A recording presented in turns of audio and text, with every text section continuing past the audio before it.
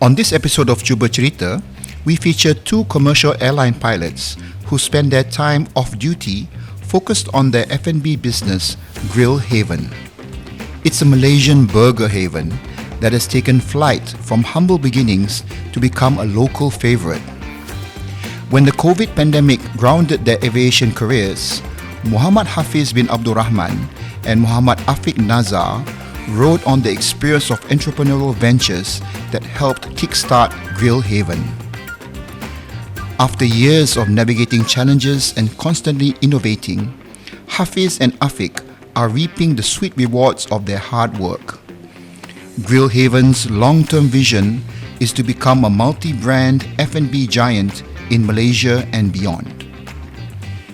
Let's meet these two gentlemen and learn from their experience as they share their point of view on what it takes to create a successful startup.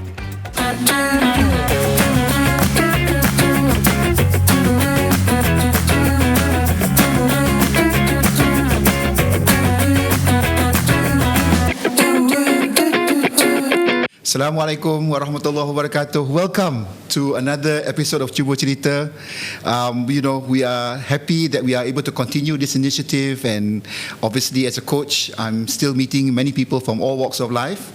Today, we are at a lovely outside venue.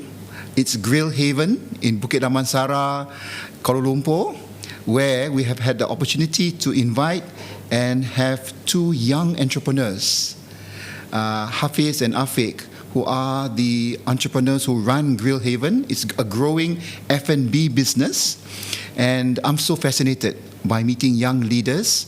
So I'm very happy to meet both of you today, Hafiz and Afiq. Thank you so much for making time.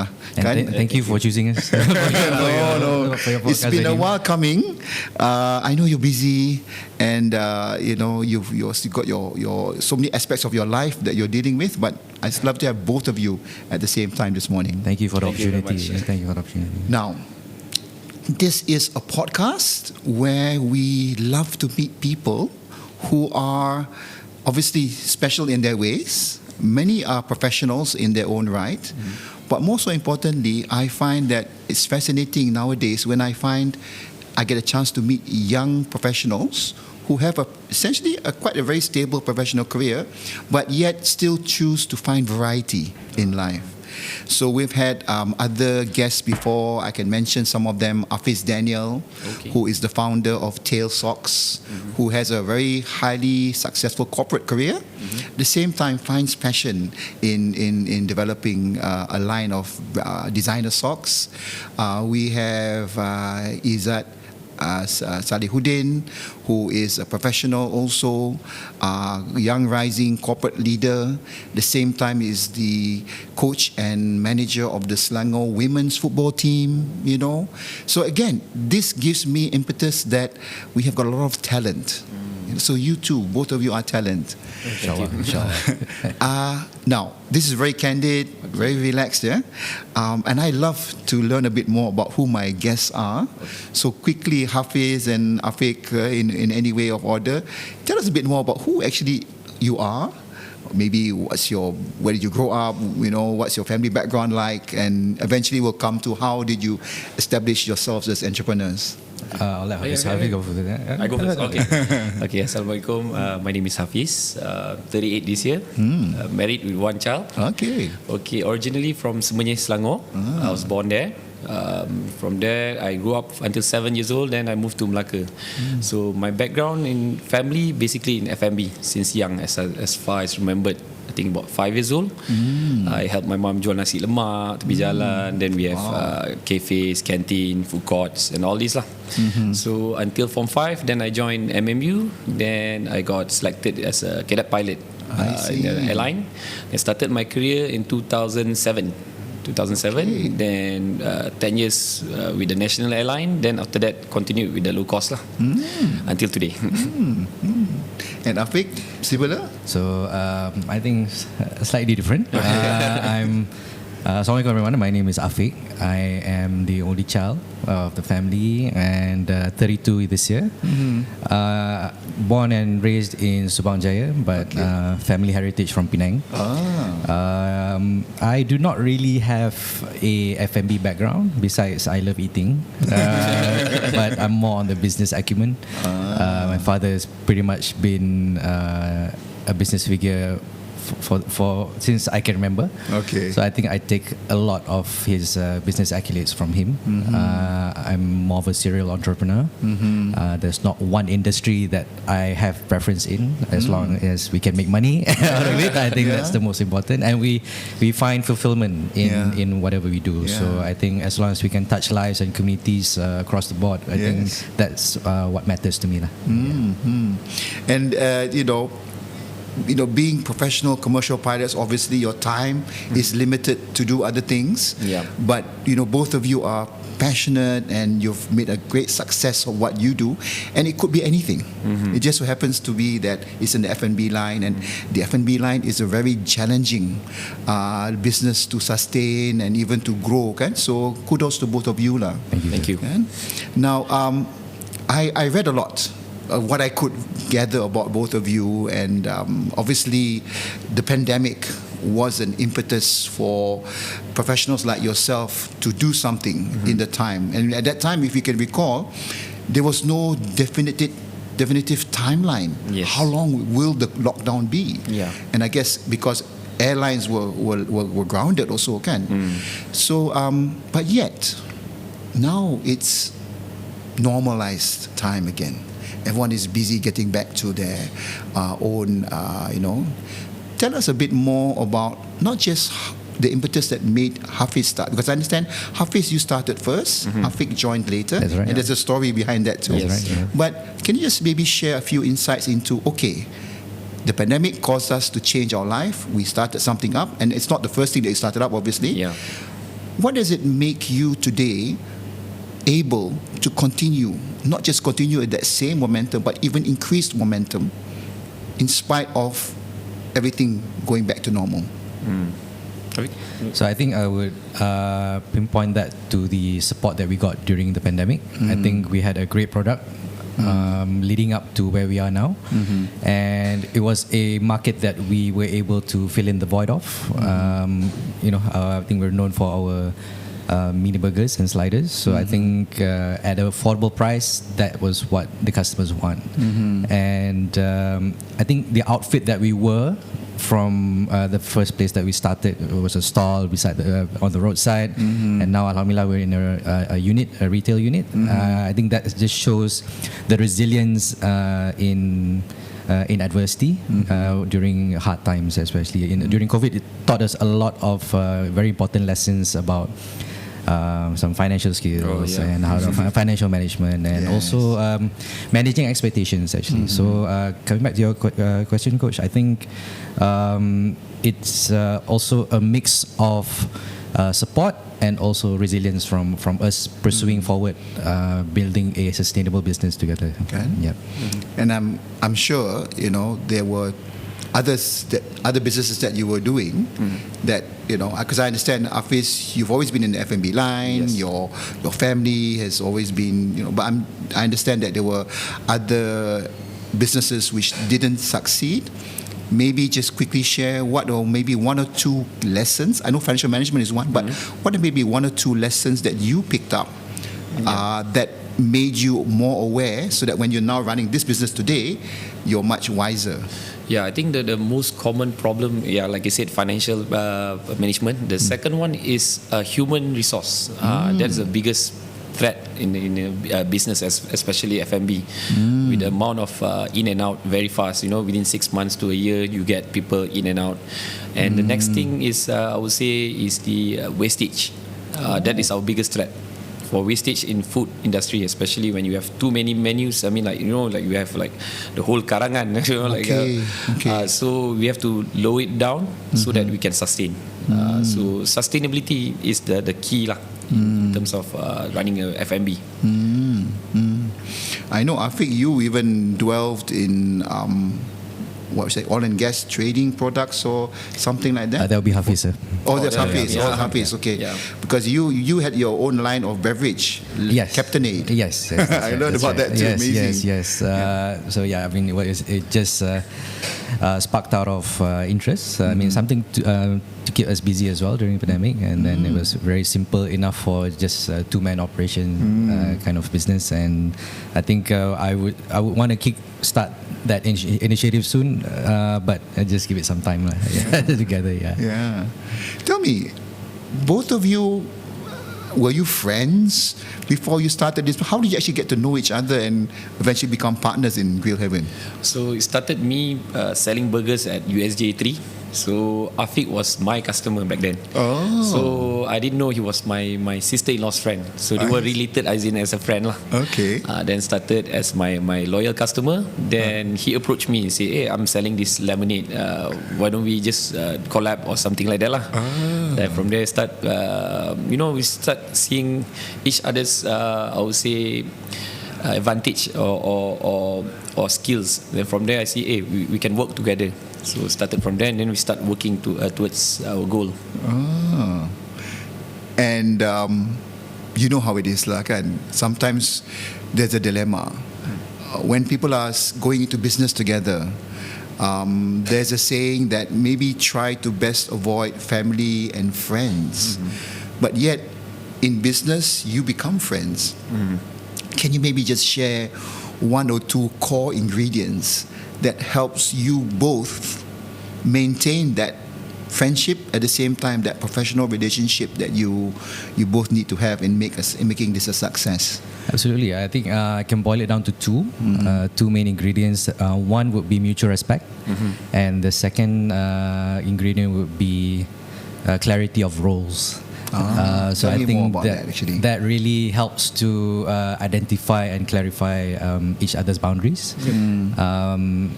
Let's not put aside that ego plays a huge part in any form of relationship. So that helps to set aside the boundaries whereby trust me in empowering myself in this role, and all the interest is always coming back to the company. So it's not that we don't we would start questioning each other. We would give suggestions, but I think that's a healthy form of debate that is definitely productive for the growth of the company. So I think when you have these two elements together, it can help to sustain a very healthy dynamic in the management of the business. Comes back to that. Basically, this is what we've been doing in and out in terms of flying. So we always work towards our goal. Put aside emotion. Okay. So we always work towards goals. And then we always based on facts and figures. No hard feelings. So at least we know what we are doing. So that's our target.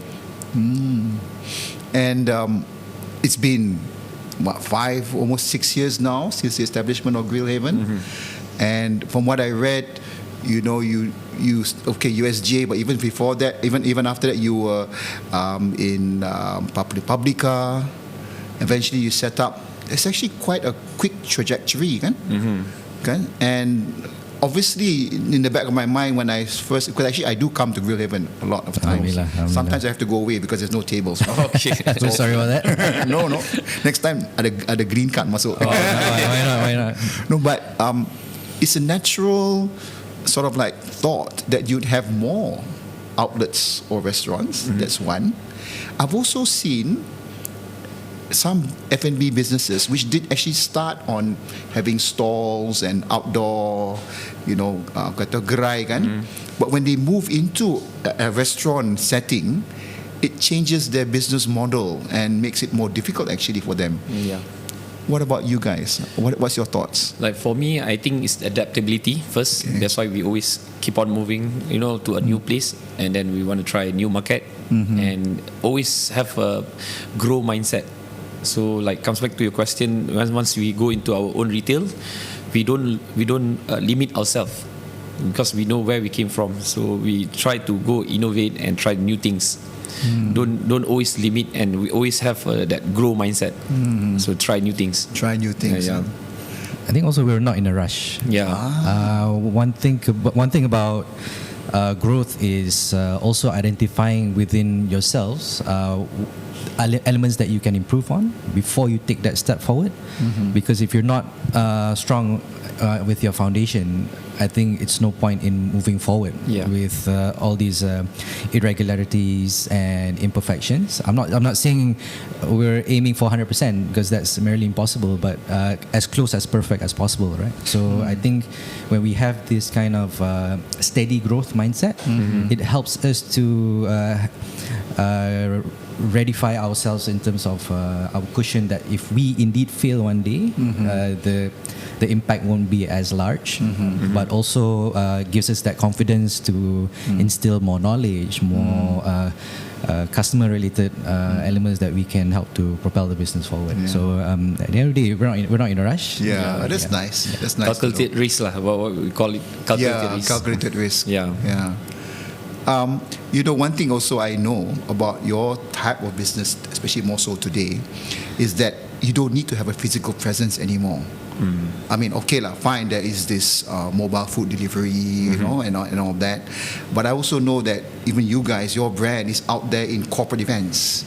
You are the new way of corporate companies hosting events. Maybe not say always as the main servings, but it's there as another delight for their customers and the like. And so again, in a way, you are being pulled in many directions lah. Physically, walaupun you already have this one cafe at the moment, guys. That's right. Yep. How do you manage? Tell come in. I know you guys are professionals, but it's it could I don't know. I hear from others that it can really be, we can lose a lot of hair. You guys still got a nice full head of hair. You're still so young. And trust me, I'm starting to lose it. I'm starting to lose it. Okay. I know we talked about the challenge about people but katakanlah, if you were to start all over again 5 years ago, what would have been one or two things that you would say, I would have done this differently? I think we had more structure. Structure moving forward. More structure, more. I'd say more vision in what we were trying to achieve. Trust me, Coach, I think the first year when we were doing this back in 2023, 2022, we were still very much hopeful that we would be realigned back to our normal jobs. And Grill Heaven was somewhat like a supplementary supplementary hobby that we could do. But I think because of the support that we got, I think both of us decided why not pursue it. So I think it's not easy to manage, especially when you're growing in terms of size and volume. So that's where another important element which Hafiz highlighted earlier on was human resource. You got to build that essential team that can help you do the supplementary works that you as a business owner would want to actually sublet to them. Actually bring it down to them so that they can handle the more day-to-day jobs while we try to figure out what's best of the direction for the company. So I think if you have that right balance, you're able to manage. I totally agree with you. I must say I was fascinated, not just by having both of you this morning, but I came extra early. Because I know one thing, parking around the area is not easy, so I came extra early, and I'm delighted to see that both of you are here early as ever. And I understand it's not just because I was coming this morning and you wanted to roll out the red carpet, kan? Of course. Anything for Coach. Hafiz was at the front desk. Afiq, you were at the back. Kan? And I was saying, wow. I mean, I don't want to question your schedule, but I'm sure that you are just as busy doing other things. Like family lagi. But yet that passion and the dedication to wake up and go and run a full day, and tomorrow is another day. It's energy that you really need to keep in reserve, but know when to expel it, kan? Coach, I think I take this opportunity. I really feed off Hafiz's energy. He gives me that motivation every day to be in this and to also always perspire for every day for a betterment of the company. And also I think if I don't align with his goal and his energy, I'm not able to wake up every morning and to do this, you know. So because everything doing 2 jobs at one time, people ask me how do I do it. I'll just go with the flow. Just do it. At times I feel it's not even managing anymore. I'll take whatever comes first, right? So, but at the end of the day, I think that's life. You know, you just whatever life throws at you, just try to grasp it and do what you can with it. And I think it's important to be hands-on. Yeah. Oh, yes, absolutely. Let's not deny that actually there are many professionals, corporate professionals also alike, who actually have got a full day job. And they may have a side business which is being run, but they're not able to be as hands-on because of their commitments, job-wise and whatever, family and all. So they may tend to ask a third party or hire someone to help them run it, but it's not the same. The expectations, the way that it's run, the outcome eventually is never the same. So kudos again to both of you for being able to do this and be so passionate about it.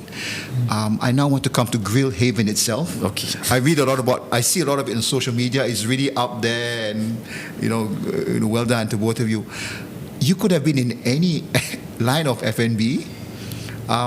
What actually inspired you to choose your menu? And it started with burgers, right? Yeah.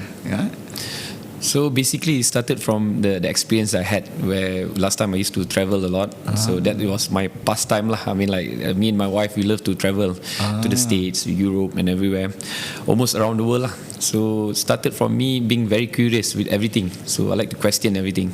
So then once pandemic hit, then I told my wife, I need to do something. So then she asked me, why not just get some other job, this office job. Then I told her, I said, why not try burgers? Because I like to eat as well. So one of my favorite food is burgers lah. So I told her, I said, hey, why not we just bring in a smash burger? Back then, before pandemic, I think smash burger. It started just from smash burger, then started with 3 menus, then slowly we grew from there.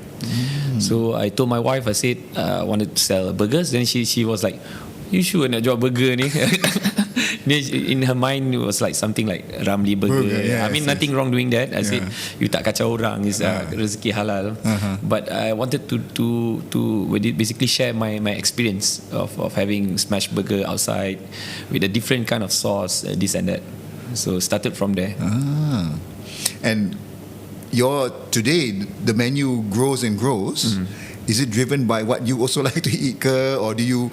Obviously, there's an element of that, but you get. I mean, for example, are there menus which started but had a short lifespan? Yeah, ada. Yeah. So basically, what we do at the back of the kitchen. So what we do, we give them a blank canvas of anything you want to try, anything, or you've seen somewhere in TikTok or in any social media. So I just tell them try. Try. Then after that, then we see whether it's practical or not. So let's say you see like a matcha. Now it's a matcha hype. So what kind of matcha you want to try? Is it a normal matcha, or you want to try with some other flavors? So ini semua menu sendiri lah. Yes. So it's not like 100% from us, but it's like we inspired by other places lah. Okay. Like maybe in UK they were famous with their blueberry matcha. It might work over there, but it might not work over here. So we try and then see the costing. Then from there we see, let's try. So then we initially put in under our seasonal menu. Then we see the feedback from the customer, whether they like it or not. Then from the sales itself, we can show that these guys loves it or not. Then from there we take the database, say okay, we just keep it, put it in the vault or something like that. I think menu engineering is always important. Menu engineering, and also it has to be people centric as well. Because at the end of the day, you're going to sell it to your customers. So it's important to get your customers' input as well. Check trends on TikTok. I think as simple or layman as it sounds, I think that's the key to your success actually. To really identify your key market segments in what you're trying to sell. And I understand you've got a specialist who helps you with the social media promotion. Yes, that's right. Yeah, I think that's essential today. We wouldn't be here if it was not for the team lah. I would say I wouldn't boil it down to one person per se, but it's the team. Other than the two of you, how large is your core team? We're talking about management. I think about 4 to 5. Yep. 4 or 5 of us, and while we have a back-end staff to help us with the operations as well. Total about 18 of us. Okay, so it's sizable juga, but you're keeping it lean and worthy now. All right. I think the best part of it, every single individual is still learning, along the way, and also I think that just sets off the corporate pressure that you normally have to excel in terms of your financial numbers and such. But at the same time, we enjoy taking it day by day, learning day by day, and it gives us that much more fulfillment as opposed to what you mentioned earlier on, Coach, where you would hire third-party individuals to help you set up. And no doubt we do, but in the actual core structure of the management team, we try to give our very own input into building this brand.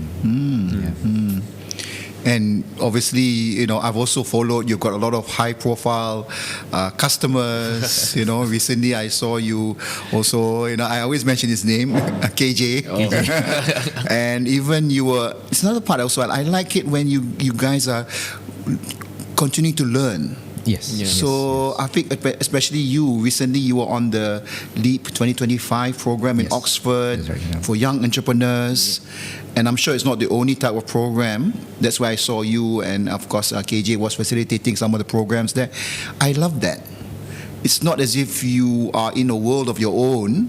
You sort of like say, I've mastered what I'm doing and I know but you're still out there learning. Today is Grill Haven. I'm sure in your minds there are bigger things to come, but you don't stop learning. That's most important, kan? Yeah, I think the program was very interesting, and I really appreciate Grill Haven for sending me there. I think what I brought back was experience in terms of not besides the academic experience that I managed to gather from, which I think is more of a refresher course because I do have an international business background. But I sort of solidify the foundations with the knowledge that I gained from the program, because I think almost all the lecturers are Oxford based. So they give a very different input from where I got my education from. But besides that, it's also the network that I was able to get to know of during the program. I think the individuals that took part were, besides being very high profile, but character-wise they're very different from other peers that I've encountered with before. So I think it's because of that supportive, creative bunch that we had during that time, we were able to exchange knowledge and experiences. And I would dare say Grow Heaven was one of the youngest. One of the youngest. Youngest rising stars. Inshallah. But yeah, that sparked a lot of vision-driven initiatives that I think Grill Haven can become. And also, you mentioned KJ. I think our next Prime Minister. Inshallah. I would support that. We definitely have. I think one of the key sharing points that he was able to present to us that day was finding joy and growth in adversity. As we all know, his career path was very colourful. To be honest, from the up and high. I'm no minister and all that. I'm no position. But I think he's actually higher now. He's very much in people's hearts. And he's enjoying it also. So that's the best part. Amazing. You got to enjoy it, kan? And the drive and the resilience that he can possess to actually continue his normal daily life outside of politics. Yes. Which I think is all planned, by the way. Sorry, KJ. No, I know what's going on. We know what's going on. We know what's going on. But yeah, I mean, the support that we get from these individuals as well really humbles us. Because like you mentioned, Coach, we are not we're not yet accessible to all the suburban areas in Klang Valley just yet. But I think where we are at this current time, where we're able to garner support from these individuals, is just fantastic. Okay. And then it just speaks value of the brand and storytelling that we want to present to the market.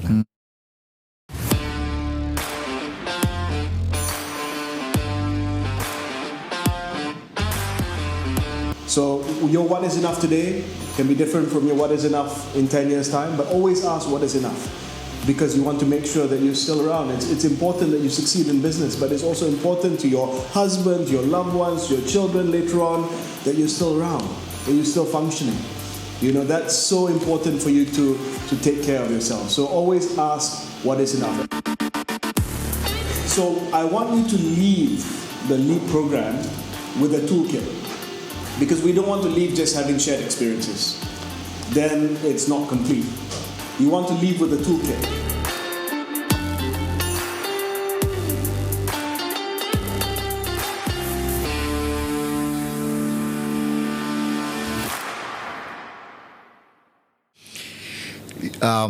I'm not sure whether you can divulge a lot about your future plans, but you know, obviously when you're running this type of a business, thoughts around franchising, maybe even, you know, growth beyond Malaysia comes into mind.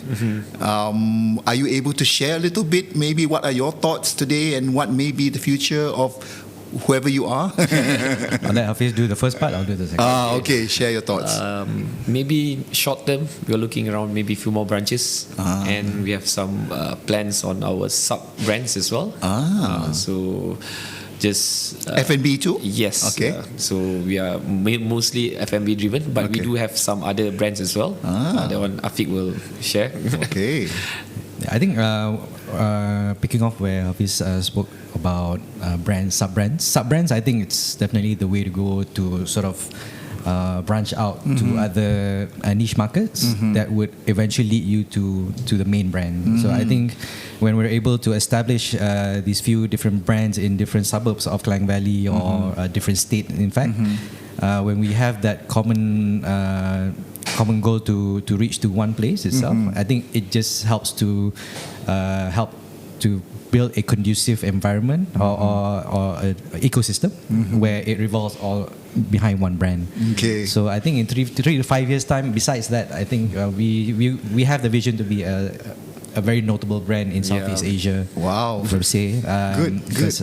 Next year itself, I think we're looking at 2 to 3 outlets. We are going to go very aggressive, I think, because we've been I would say stagnant for 2 years, but also stagnant for a reason. For a reason, like I mentioned earlier, we're still learning our ropes along the way, improving our core. And strengthening our SOPs. And I think it's time to branch forward. Forward in a sense, I must say, I like it the way that you two are tangoing.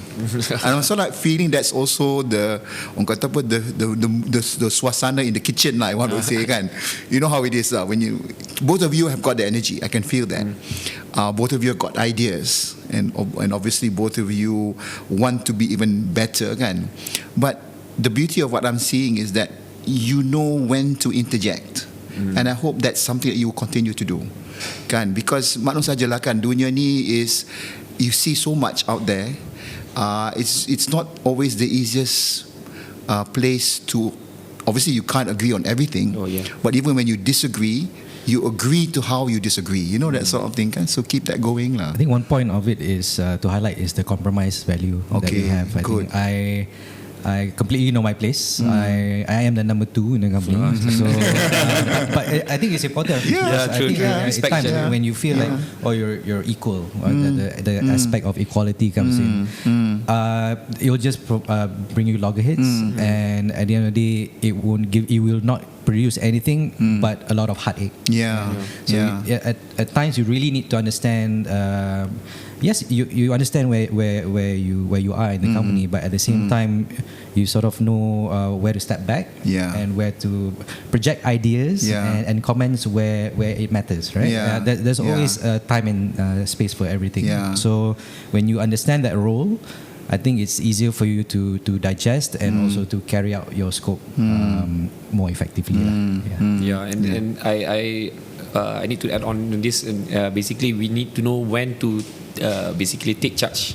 Like certain things, I'll be the leader, and certain things he'll be the leader, because you must agree to our own advantage and disadvantage. Like in terms of like PR and everything's all Afiq. Afiq is a man. But we understand each other. We understand each other. So, And Alhamdulillah, years ago, something sparked that understanding and interest to go in this together. Because again, you were already running it, and you may have even had other offers, even from family, also to be with you full time or whatever. But at some point, you decided, and both of you agreed to go to venture further together. Absolutely. Both of you are eloquent in how you share and articulate your thoughts. Hafiz, you are a good listener. Both of you are good listener, but I think Hafiz more so because you need to be the one to listen to what Afiq has got his ideas, kan? And likewise, he knows when to take a step back, because a strong number one actually needs an even stronger number two sebenarnya. So good to both of you, and it's not one or two, but together. Kan? Just out of curiosity, since we are here, and I don't normally ask this, would you have any questions to ask of Coach tak? Since I'm here. I've been admiring your batik shirt. From the moment I laid eyes on you when I came out from the back. Could you explain to us more about your batik? My batik. Actually, I have been a loyal customer and advocate of Captain Batik. That looks familiar. So Captain Batik is actually portrayed as in our credits. Is what Coach Azman happens to wear lah. Maybe it's because I'm a large size person, so nak cari batik yang traditional tu dia. No, I'm not saying Captain Batik is large, but it seems to find a nice fit. And also the colour scheme. It looks fantastic on you, Coach. Very young. So we're looking for the founders of Captain Batik to come on next.